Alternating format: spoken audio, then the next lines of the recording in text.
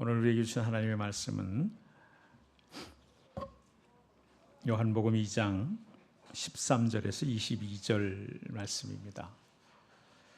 요한복음 2장 13절에서 22절 말씀. 제가 읽는 성경은 신약성경 145쪽입니다.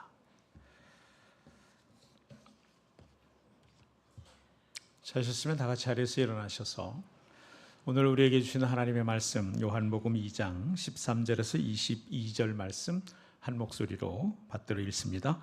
유대인의 유월절이 가까운지라 예수께서 예루살렘으로 올라가셨더니 성전 안에서 소와 양과 비둘기 파는 사람들과 돈 바꾸는 사람들이 앉아 있는 것을 보시고 노끈으로 채찍을 만드사 양이나 소를 다 성전에서 내쫓으시고 돈 바꾸는 사람들의 돈을 쏟으시며 상을 엎으시고 이것을 여기서 가져가라. 내 아버지의 집으로 장사하는 만들지 말라 하시니 제자들이 성경 말씀에 주의 전을 사모하는 열심이 나를 삼키리라 한 것을 기억하더라. 이에 유대인들이 대답하여 예수께 말하기를 내가 이런 일을 행하니 무슨 표적을 우리에게 보이겠느냐. 예수께서 대답하여 이르시되 너희가 이 성전을 헐라 내가 사흘 동안에 일으키리라. 유대인들이 이르되 이 성전은 46년 동안에 지었거늘 내가 3일 동안에 일으키겠느냐 하더라. 그러나 예수는 성전된 자기 육체를 가리켜 말씀하신 것이라.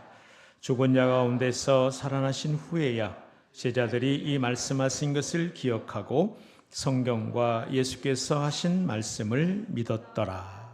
아멘. 할렐루야. 반년을 감사하며 또 다른 반년을 기대하면서 하나님께 나아갑니다. 하나님께 나아가는 우리의 마음이 전심이기를 원합니다. 하나님이 우리를 향하여 전심으로 함께 하시는 것을 믿기 때문입니다. 전심이 전심을 만날 수 있는 줄로 믿습니다. 그래서 우리가 하나님께 드리는 마음이 전심이기를 원하는 겁니다. 그럴 때 오늘 하나님이 주시는 음성을 듣게 될 줄로 믿습니다.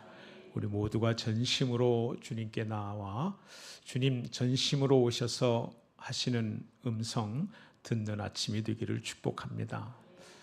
오늘 이 반년의 감사, 또 다른 반년을 기대하는 맥주 감사절 함께 드리는 예배에 주신 말씀을 인해서 사실은 제 안에 참 큰 눌림이 있었습니다. 그 눌림은 다른 것이 아니라 우리가 아는 바 성경에서 가장 낯선 예수님의 모습을 비워야 하기 때문이었습니다. 성전에 가셔서 그곳에서 소, 양, 비둘기 파는 이들, 돈 바꾸는 이들, 그들의 상을 다 뒤엎으시고 노끈으로 채찍을 만드셔서 휘두르시며 이것들 다 가지고 나가라고, 내 아버지 집으로 장사하는 집으로 만들지 말라고, 내 아버지 집은 기도하는 집이라고. 그 경로하시는 예수님의 모습을 이 말씀 속에 묵상하면서 낯선 만큼 그 안에 있는 그분의 엄한 말씀과 간절한 음성이 제게 들려왔기 때문에 그렇습니다. 우리는 기대하지요, 예수님을.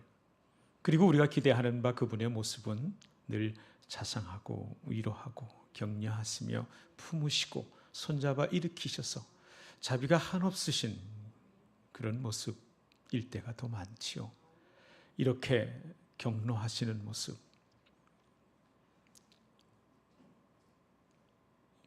이렇게 화를 내시며 뒤엎으시고 채찍을 휘두르시며 큰 소리로 나무라시는 모습, 참 그렇게 자주 생각하지, 아니 거의 생각할 수 없는 그런 주님의 모습이었기 때문에 이 주님의 마음을 어떻게 정말 걸림이 되지 않고 전할 수 있을까 하는 눌림이 제 안에 있었던 겁니다.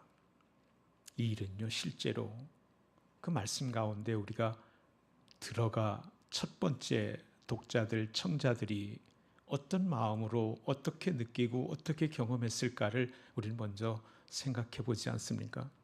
이 말씀 가운데, 즉 성전 그 이방인의 뜰 가운데의 한 사람으로 내가 어떤 모습으로 있었던, 거기 내가 있고 그 주님의 모습을 보고 경험했다고 생각해 보십시오.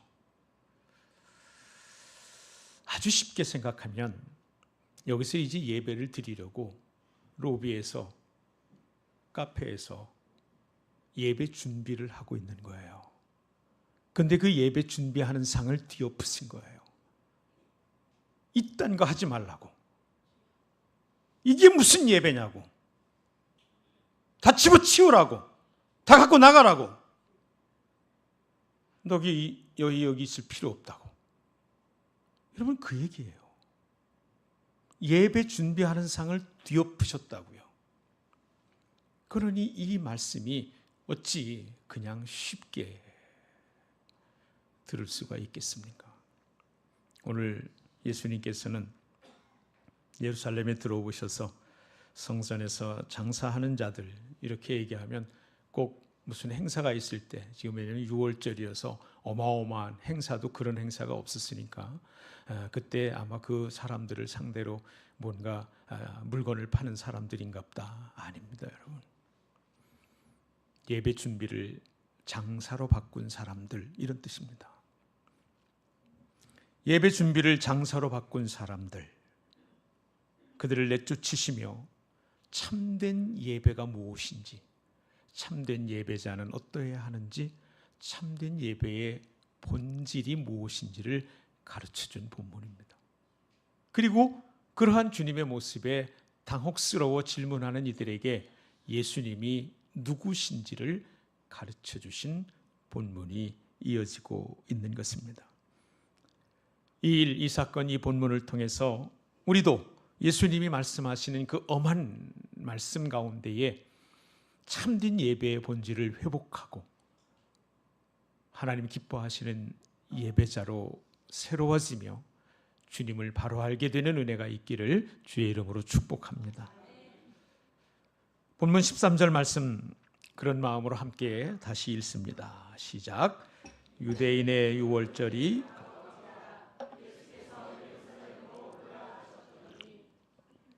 유대인에게 유월절은 3대 명절 가운데서도 가장 큰 명절이었습니다.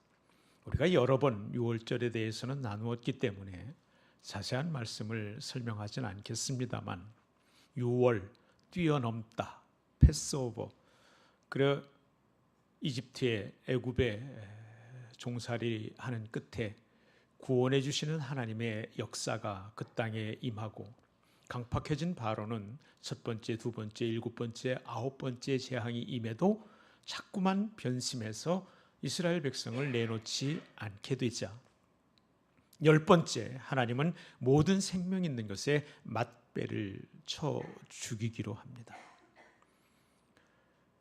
그때에 하나님이 죽임의 천사를 애굽 온 땅에 보내면서 이스라엘 백성에게는 따로 일러 말씀하시지요. 흠없는 양을 잡아 고기는 먹고 그 피를 너희 집에 문설주와 문방에 바르라. 그리하면 내가 보낸 죽임의 사자가 맞배를 다 죽이며 지나갈 때에 그 양의 피를 바른 그 집은 그 피로 인하여 건너뛰리라.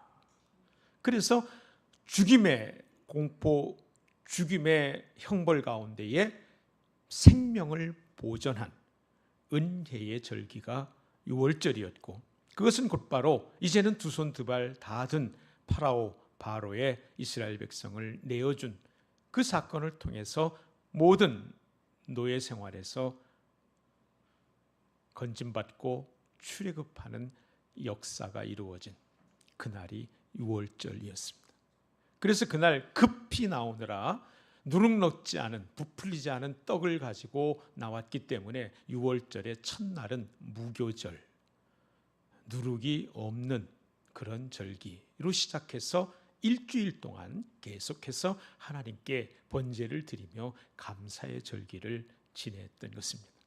그것이 유월절이에요. 그래서 예수님 당시에도 그 유월절은 아주 성대하게 지켜졌고, 수백 년 동안 평화를 모르고 세계에 흩어져 살던 이들도 만 20세 이상의 모든 남자들은 이 유월절에 예루살렘에 와 성전에서 하나님께 거기 정해진 규례에 따라 제사를 드리며 감사하고, 또 그때에 유월절 한 달 전부터 시작해서 성전세를 내는 기간이었습니다.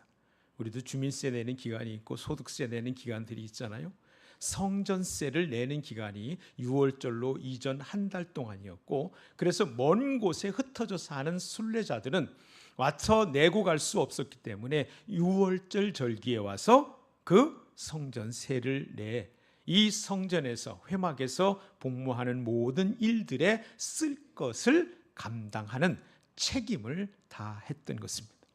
바로 이런 절기와 오늘 말씀은 대단히 밀접하게 연결되어 있는 것입니다.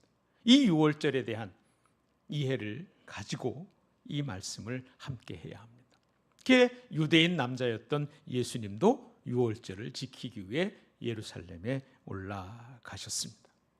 당시 성전은 뒤에 나오지만 46년 동안이나 지었건을 이러고 유대인들이 사흘 만에 다시 짓는다고 하는 말에 반박하는 표현에서도 보듯이, 그 당시 예루살렘 성전은 솔로몬 성전이 그냥 있었던 것이 아니고 그것은 허물어지고 폐허가 된 후에 중건하고 증축했는데, 그 당시 헤롯 대왕이 유대인들의 환심을 사기 위해서 꽤나 아주 오랜 시간 정성을 다해 그럴듯하게 성전을 재건했댔습니다.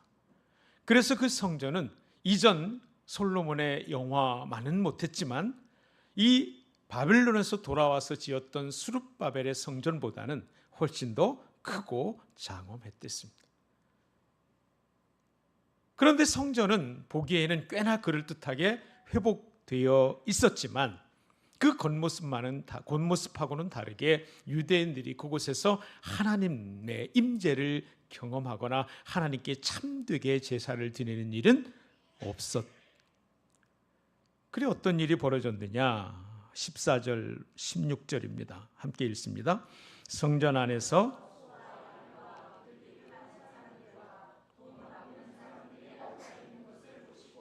노끈으로 채찍을 만드사 양이나 소를 다 성전에서 내쫓으시고 돈 바꾸는 사람들의 돈을 쏟으시며 상을 엎으시고 비둘기 파는 사람들에게 이르시되 이것을 여기서 가져가라, 내 아버지의 집으로 장사하는 집을 만들지 말라 하시니. 예, 유월절은 하나님께서 강권하시는 능력으로 노예에서 자유인으로 건져주신 해방절이요, 그래서 그 구원에 대한 감사로 하나님께 나아가는 절기예요. 그러니까 구원의 감격과 구원의 감사가 하나님께 드려져야 하는 그때인데, 그런 구원의 감사와 감격은 오간데 없고 이제 형식만 남아 있습니다. 어떻게 형식이 남아 있었느냐면, 먼 데서 흩어져 살던 이들이 이제 오면 하나님 앞에 번제물로 드릴 제물의 모습은 흠없는 한 해 된 1년 된 수컷 양이었어요. 그게 정해져 있었습니다. 그런데 먼 길에서 몇 달이고 며칠이고 오랜 시간 동안 오다 보면 1년 된 흠없는 수컷 양을 온전하게 가져오기란 거의 불가능한 일이었죠. 그래서 먼 곳에서 순례하는 이들에게 편의를 돌봐주느라고 성전은 이방인의 뜰, 여인의 뜰, 이스라엘의 뜰, 그리고 성소, 지성소 이렇게 구성되어 있었습니다. 이하세 이방인의 뜰, 거기서 이 여인의 뜰로 나아가는 그 문이 미문이에요. 여인의 뜰, 그리고 여인의 뜰에는 예수님이 헌금하는 것을 이렇게 보다가 2렙돈 넣은 여인에게 가장 많은 것을 드렸다 했던 그 헌금이 나팔 모양으로 헌금통들이 쭉 매달려 있던 것이 여인의 뜰입니다. 그것을 지나면 이스라엘의 뜰이 있고, 이스라엘의 뜰을 지나면 성소가 이렇게 있고, 성소를 지나면 법궤 모셔져 있는 지성소가 있었어요. 성전은 그렇게 구성되어 있었는데, 그러니까 제일 처음 뜰 이방인들도 들어갈 수 있는 그 이방인의 뜰에서 바로 그 먼 데서 온 순례자들을 위한 제사의 편의를 돕는 일들이 있었단 말입니다. 예배 준비가 있었다는 말입니다. 그런데 그것이 먼 데서 오는 순례자들에게 장사하는 것으로 바뀌었어요. 일테면 수컷 흠없는 양 한 마리에 3만 원이다. 그러면 30만 원에 파는 거예요. 그래도 꼼짝없이 사야 되는 거예요. 왜? 의무여니까. 해야만 했으니까. 딴 데서 구할 도리가 없으니까. 일테면 이렇다는 겁니다. 성경에 그렇게 3만 원이라는 것도 나오지 않고 30만 원도 안 나와요. 하고 쳐다보지 마시고. 그리고 일주일 동안 그 절기를 지켰다 했지 않습니까? 출애굽기 12장에 그 양, 1년 된 수컷 양을 드리라는 말씀이 나오는가 하면 민수기서에 보면 그 일주일 동안에 드릴 때에 거기 비둘기나 이런 것들로 또 드리는 그 예물 드리는 규례가 나와 있어요. 그래서 거기 비둘기를 파는 일들도 있었던 겁니다. 비둘기 가지고 몇 달씩 걸쳐서 올 수는 없잖아요. 거기에다가 이제 성전세는 어쨌냐면 그 당시에 성전세는 일반 화폐로 받지를 않았어요. 성전, 이 두로 화폐라고 그러는데 이 두로산 은화, 약 은 5g 정도의 적은 양입니다. 반세겔. 성전세를 베드로가 물고기에서 꺼내가지고 바친 이야기 기록되어 있잖아요. 그래서 성전세를 꼭 성전세겔로, 성전은화로 드려야만 했어요. 그러니까 흩어져 살던 사람들이 각 지역의 화폐나 또는 로마나 그리스 화폐를 가지고 여행을 하고 순례길을 왔다가 드리는 것은 이제 성전세겔로 바꿔내야 되니까 환전을 하게 되는 것이죠. 그래서 그 순례자들을 위한 환전소가 있었던 것입니다. 예배 준비하는, 예물 준비해 주는 곳이 있었다는 말이에요. 그런데 일테면 남대문에서 우리 어머니들이 옛날에 하시던 거잖아요. 이렇게 하면 1,000원 주면 900원 주고 100원 받고. 이것이 얼만큼 더였는지는 모르겠어요. 그러나 그게 장사가 되고 있었다는 말입니다. 한마디로 양이든 비둘기든 성전세든 그 모든 것들이 예배를 위한 준비로 하나님이 이방인의 뜰에서 허락하신 일들이, 장사하는 일들이 되어 있어서 당시 종교 엘리트들의 배를 불리는 일들, 그렇게 타락해 있었다. 그러한 예배 준비에 예배가 참 하나님이 기뻐하시는 예배로 제사죠. 제사로 드려졌을리 만무이지요. 또한 그렇게 억울하고 분하면서도 어쩔 수 없이 그 제물을 사고 환전하는 순례자들의 그러한 제사 역시 그냥 종교적 행위를 통해서 심리적 안정을 찾고 나도 규례를 지켰다 라고 하는 것으로 근거 없는 안전감을 가지고 돌아가는 일들이 유월절 절기 모습이었다는 것입니다. 상상이 되십니까, 여러분? 오늘 우리의 예배로 생각을 해보십시오. 오늘 맥주감사절 예물을 우리가 함께 드리며 하나님께 예배합니다. 더 이상 우리는 짐승 제사를 드릴 필요는 없습니다. 예수 그리스도께서 당신이 친히 속죄 제물이 되하여 영단번에, 다시 반복해 드리지 않아도 될 영단번에 우리로 화목제가 되시는 은혜를 허락하셨기에 우리는 예수 그리스도의 이름으로 보혈의 공로로 하나님께 나와 그분의 이름으로 하나님을 예배하며 하나님께 참 기쁨이 되는 그런 참된 예배, 그런 예배를 드릴 수 있는 은혜를 허락받았지요. 그래서 우리는 하나님께 예배합니다. 그리고 우리의 모든 것들을 통해 하나님께 감사의 예물을 드리지요. 하나님께 예배하러 오는 순례자들을 그들의 제사가 참된 것 되게 하기 위하여, 규례대로 드리는 것 되게 하기 위하여 제사 준비하는 일들이 장사하는 일들로 바뀌어 그 성전을 섬기는 종교 지도자들의 배를 불리는 일이 되어 버렸고, 그것에 그냥 따라 제사를 드리는 이들도 먼 곳에서 와 의무를 다할 뿐, 그래서 그 의무를 통해 종교적 심리적 안정을 갖고 돌아가는 일이 유월절 절기였다라고 하는 얘기입니다.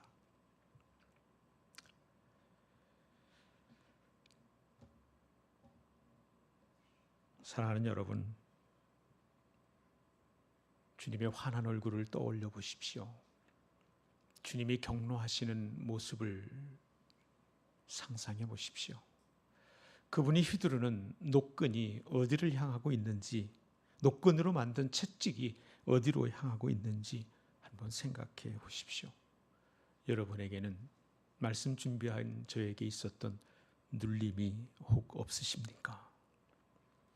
오늘 우리들에게 혹 예배보다 예배당이 더 중요해져 있지는 않은지 모르겠습니다. 찬양보다 찬양팀이, 세련된 기술을 가진 찬양팀이 더 중요해져 있는지는 모르겠습니다. 영과 진리로 절절하게 하나님을 바라보아야 할 우리 시선이 요란하게 장식되어 있는 현란한 장치들에 더 큰 관심과 압도되는 느낌을 갖지는 않는지 모르겠습니다. 하나님이 들으실 만한, 하나님이 기뻐하실 기도보다 기도문이, 그래서 사람들 듣기에 좋은 기도문이 더 중요해져 있지는 않은지 모르겠습니다. 하나님 말씀을 듣기보다는 설교 잘하는 목사가 더 중요해져 있는지는,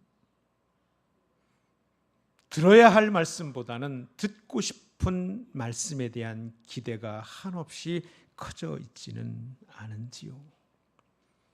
받으실 예물보다는 드릴 수 있는, 드리고 싶은, 더 나아가선 사람에게 보이는 것이 더 중요해져 있지는 않은지, 구원의 감격이 감사로 드려져야 할진데, 헌신이 그래서 하나님 주신 새 삶의 능력으로 부어지는 경험이 있어야만 할진데, 우리도 어느덧 정해진 날에 정해진 순서에 따라 행하는 종교 행위로 심리적인 안정을 찾고 근거 없는 안전감만을 가지고 또 돌아가 세상의 가치와 논리대로 사는데 적잖은 위안 정도로 만족하고 있지는 않은지요. 예배는 그런 게 아니라고 말하고 있는 겁니다. 예배는 그런 것이 아니라고 말씀하고 있습니다. 그런 성전에 들어가시자마자 채찍을 만들어 양과 소를 다 내쫓으시고 상을 엎으시며 환전상들의 돈을 쏟으셨습니다. 그리고 말씀하십니다. 이것을 여기서 가져가라. 이 재물을 여기서 가져가라. 이 돈을 여기서 가져가라. 이 형식들을 여기서 가져가라. 이 껍데기들을 여기서 가져가라. 내 아버지 집으로 장사하는 집으로 만들지 말라. 하나님과 거래하려고 하지 마라.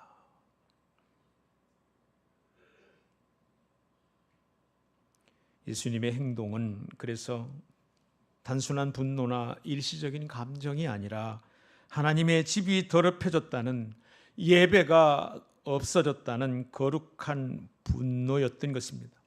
예배는 하나님과의 거룩한 만남인데 그것이 돈벌이 수단이 된 것을 예수님은 참을 수 없으셨습니다.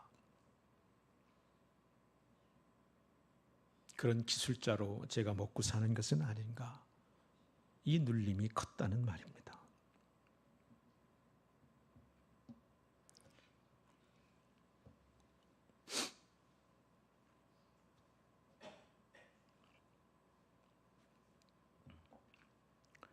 예배는 하나님의 임재인데 하나님의 임재보다 예식이, 세레머니가, 이벤트가 더 중요해진,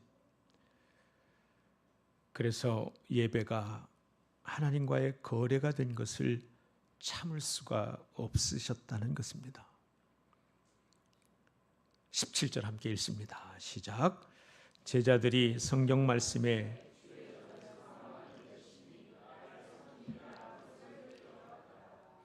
제자들은 그 주님의 모습을 보면서 시편 69편 9절 말씀을 떠올렸던 겁니다. 주의 집을 위하는 열심이 나를 삼키고. 예수님의 행동에는 성전과 예배를 위한 거룩한 열정이 표현되고 있었습니다. 참된 예배 회복을 위해서 목숨까지 내어놓을 준비가 되어 있는 하나님 아들의 열심이었습니다. 그래서 우리는 이 말씀 앞에 이렇게 묻기를 원합니다. 나는 예배 회복을 위한 열심이 있습니까? 내가 드리는 예배는 정말 주님이 원하시는 예배입니까? 내가 드리는 예배는 지금 하나님 앞에 서 있습니까? 하나님이 여기 계신 것을 믿고서 전하고 앉아 듣는 것입니까? 내가 드리는 찬양은 하나님 앞에서 불러드리는 것입니까? 내가 누군가를 위해서 유행가 가락 하나를 뽑아 들려준다 해도 그 사람 면전에서 그렇게 말하고는 맥없이 부를 수는 없는 노릇입니다. 그가 그 노래로 기쁘기를 원해서 최선을 다해 부르게 되는 거죠. 나의 찬송은 하나님 앞에서 그분 기쁘시게 해드릴 그분이 들으실 만한 찬송인가? 하나님이 들으신다는 것을 매 소절 매 음마다 의식하며 부르는 것인가? 내가 드리는 기도는 도대체 사람 들으라는 세련된 문장입니까? 아니면 하나님께 드리는 마음입니까? 내가 드리는 헌금은 정말 하나님 손에 드리는 것입니까? 하나님께서 받자마자 내 앞에서 열어보셔도 좋을 그분께 드리는 참 예물입니까?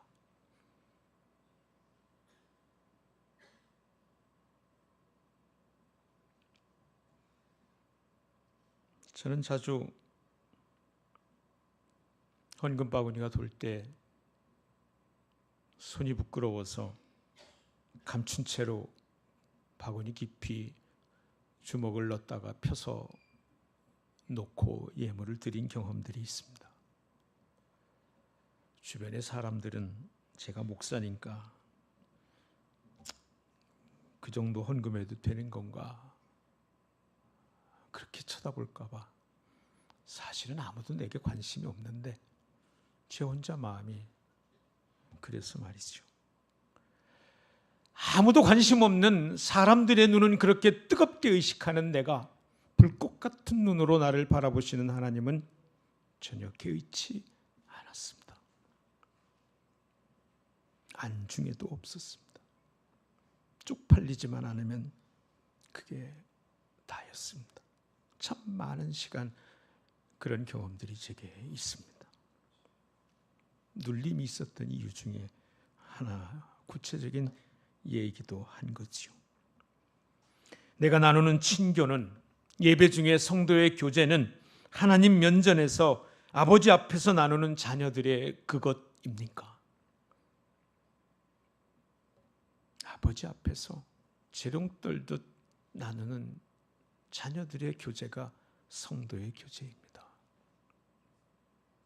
나의 예배는 예배입니까? 나의 예배는 형식입니까?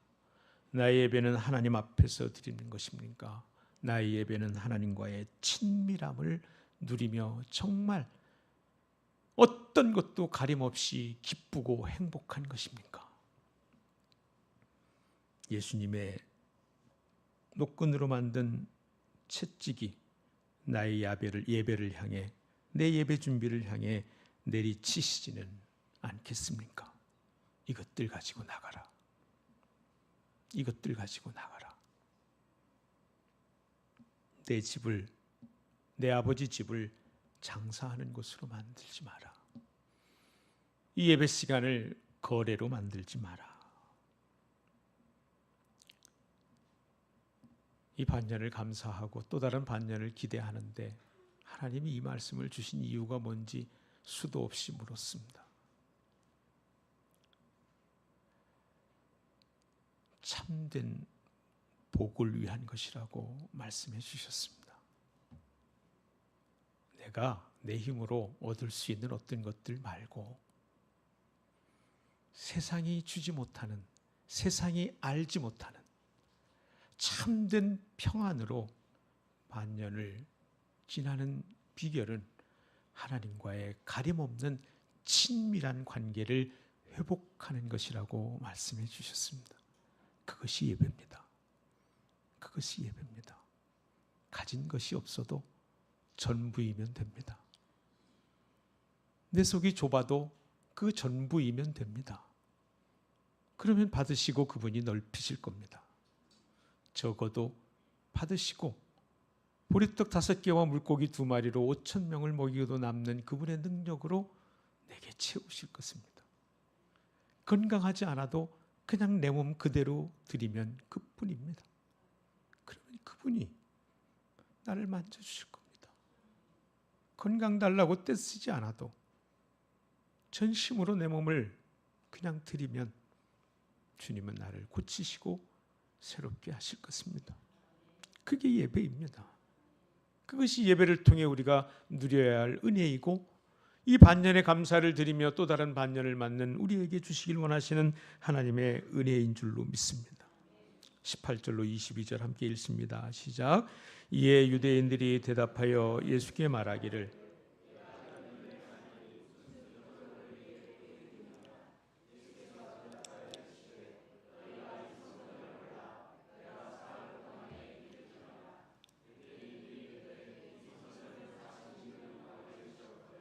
네가 3일 동안에 일으키겠느냐 하더라. 그러나 예수는 성전된 자기 육체를 가리켜 말씀하신 것이라.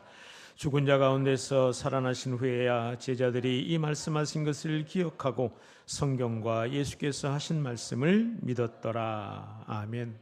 그러자 유대인들은 예수님께서 당신이 무슨 권위로 이런 일을 하느냐고 따져 묻습니다. 왜요? 자신들의 잘못을 뉘우치고 돌이키기보다는 감추려고 네가 뭔데 이러는데 그러는 겁니다. 도대체 그 말하는 이가 누구인들 무슨 상관입니까? 바른 말이면 잘못된 것 고치면 되지요. 이에 예수님은 놀라운 말씀을 하십니다. 너희가 이 성전을 헐라 내가 사흘 동안에 일으키리라. 유대인들은 돌로 된 성전을 46년 동안이나 증축한, 그때도 공사 중이었습니다. 사실은 그 헤롯의 대성전을 말한 것이라고 생각했지만 예수님은 자기 육체를 가리켜 말씀하신 것입니다.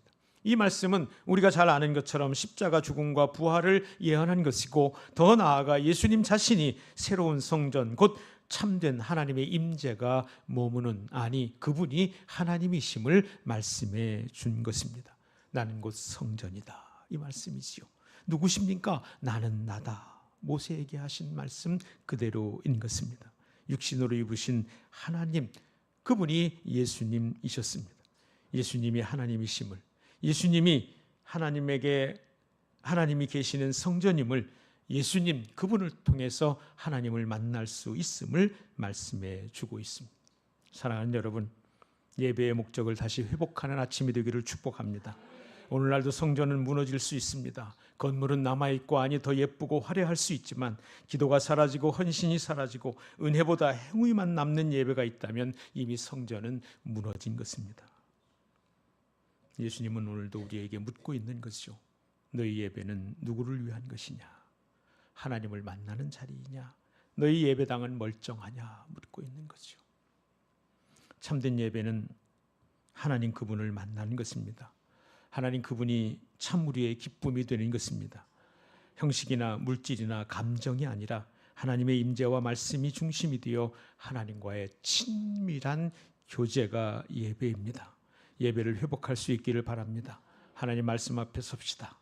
심리적인 안정이 아니라 하나님의 기쁨을 구하는 우리가 되기를 축복합니다.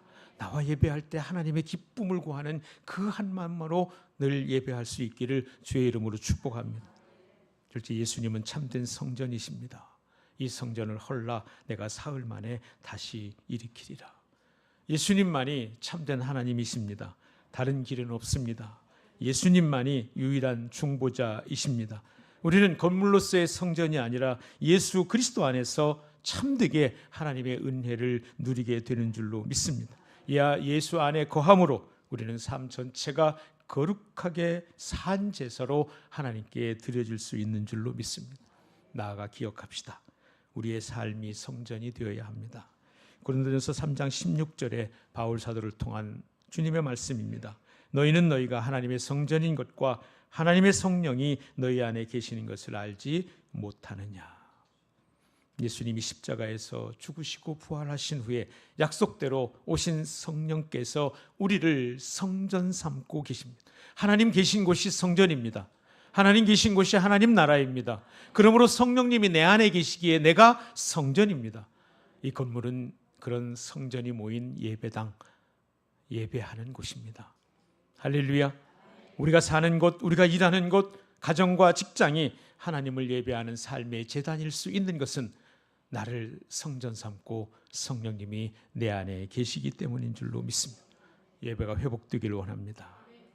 성전에서 장사하지 말라는 것은 바자회하지 말라는 말이 아닙니다. 어떤 윤리적인 메시지 아닙니다. 예배의 본질과 예수님이 누구신지를 바로 알아서 우리가 바른 예배를 드리고 우리 삶이 바르게 방향 지어지기를 도전하는 말씀인 줄로 믿습니다. 예수님 안에서 예배자요 성령님의 거하심으로 성전된 사랑하는 여러분, 우리가 참으로 하나님께 드려지는 예배를 드리기를 원합니다. 예배를 회복하면 교회가 회복되고 예배를 회복하면 우리의 삶이 회복되는 줄로 믿습니다. 예배를 위한, 예배 회복을 위한 열심히 우리 안에 살아나기를 원합니다. 우리 생명샘교회 공동체가 생명샘교회 한 분 한 분이 정말 사모하고 바랄 것을 하나만 꼽는다면 그것은 예배의 회복이라고 믿습니다. 우리 모두에게 그런 소원이 있기를 원합니다. 내가 드리는 예배가 하나님이 원하시는 예배가 되기를 원합니다. 내가 드리는 예배가 하나님이 기뻐 받으시는 예배가 되기를 원합니다. 우리가 드리는 예배가 하나님이 찾으시는 예배가 되기를 원합니다. 우리가 드리는 예배가 하나님 앞에서 드리는 그런 예배가 되기를 원합니다. 우리의 찬양이 하나님 앞에 그분을 위해 불러드리는 노래가 되기를 주의 이름으로 축복합니다. 우리가 드리는 기도가 그분께 속삭이는 나의 마음이 되기를 주의 이름으로 축복합니다. 우리가 드리는 헌금이 그분 손에, 그분 면전에서 드리는 예물이 되기를 주의 이름으로 축복합니다. 우리의 친교가 아버지 앞에서 나누는 한 형제 자매된 이들의 재롱이 되기를 주의 이름으로 축복합니다. 나의 예배가 참된 예배가 되기를 원합니다. 우리 함께 찬양